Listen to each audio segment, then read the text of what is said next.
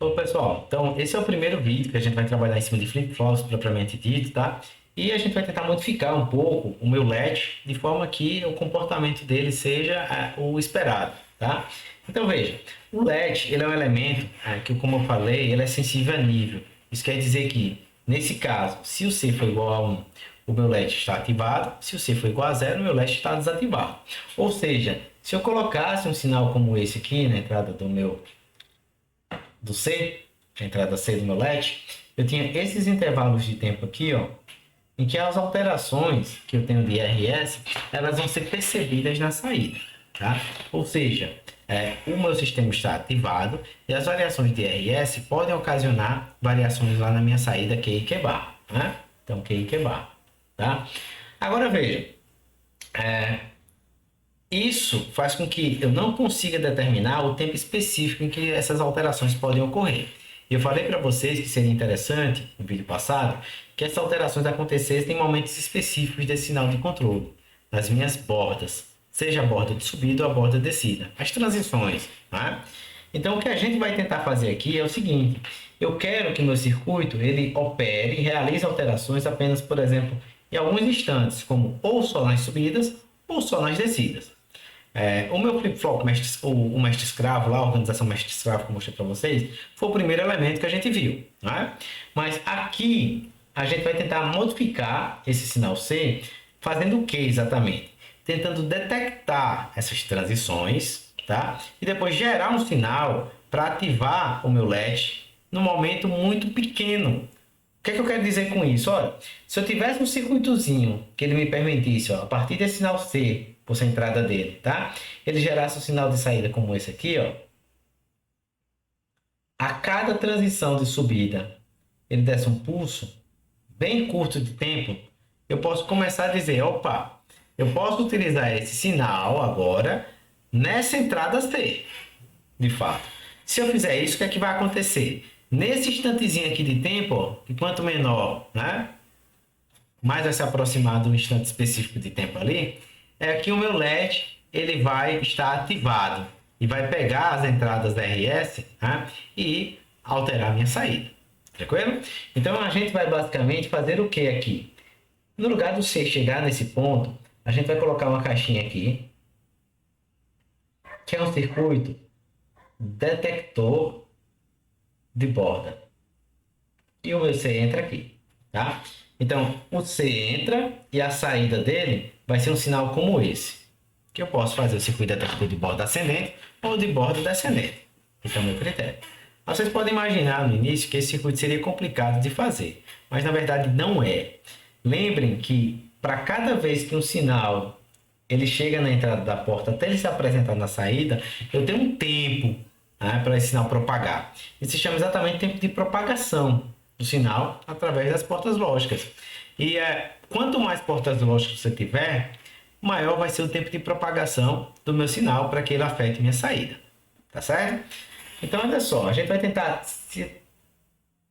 utilizar esse tipo de comportamento com um circuito muito simples. Imagine um circuitozinho que fizesse o seguinte, fosse desse jeito, tá?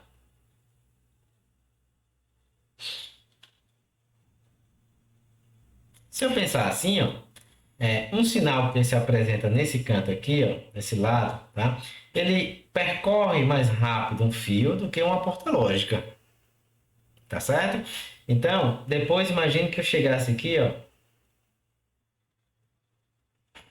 e colocasse uma porta E. O que é que isso iria acontecer? Se eu desconsiderasse o atraso do sinal, você iria me dizer, isso aqui é zero, se C é zero, aqui é zero, aqui é um, vai ser zero. Se C é um, aqui é zero, aqui vai ser zero. Né? Mas, se eu começo a considerar agora o tempo de propagação, o meu diagrama temporal ele fica diferente. Tá? Então, olha só que interessante, né? Quando eu pego o sinal C ele se apresenta na entrada dessa porta de quase instantâneo. É um fio, é um condutor. Né? Mas aqui eu tenho um C', vamos chamar, tá? Que vai ser o C barrado, né? E para isso você vai levar um tempinho para passar desse lado daqui para cá, para propagar ao longo da porta, tá? E depois a gente vê o que é que acontece com essa saída aqui, S. Essa saída é S.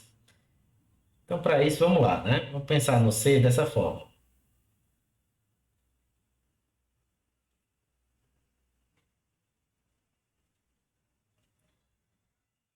Olha só que interessante, né?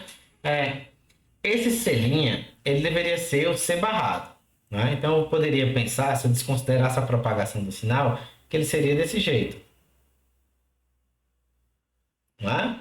Só que lembrem, existe um tempo de propagação, ou seja, quando a gente trabalhou todos esses diagramas, a gente está aproximando, tá? Mas na prática existe um tempo de propagação. Isso quer dizer que no momento em que isso aqui, ó, mudou de 0 para 1, para esse cara aqui, ó, sair de 1 e vir para 0, ele vai demorar um tempinho. Um tempinho, tá certo? E a mesma coisa vai acontecer ao longo do tempo. Ele vai ter um certo atraso para operar. E por que esse atraso é importante para mim? A gente vai ver quando estiver calculando o meu S. E vai entender que na prática, esse circuito de fato vai gerar algo parecido com isso. Então notem, deixa eu pegar agora esse traço verde e mostrar para vocês o que é que está acontecendo.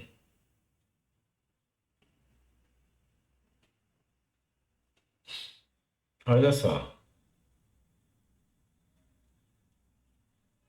Vocês observarem? Cada momento aqui de transição, eu tive um pequeno atraso para a mudança. É como se a onda tivesse um pouquinho atrasada, né?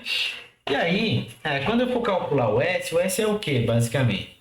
É C and C', C', né? Então, nesse primeiro intervalo de tempo aqui, até esse primeiro traço verde, 0 and 1 vai dar 0, certo? Vai dar 0. Então, até aqui deu 0. Mas se eu observar, ó, ele tem um tempinho aqui, um pequeno intervalo de tempo em que o C' é 1 e o C é 1. Então, nesse caso aqui, ó, eu tenho 1 e depois o C' foi para 0. Estão observando? Então, aqui ele continua em 0, né? Até esse ponto aqui. Depois, né?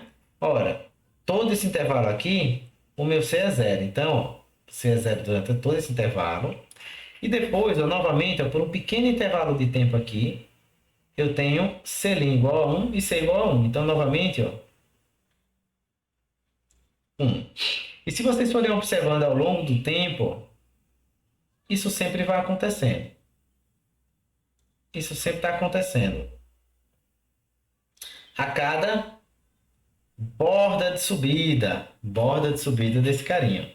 Então, um circuito tão simples quanto esse que eu coloquei aqui para vocês, eu consigo detectar as bordas de subida do meu sinal, tá?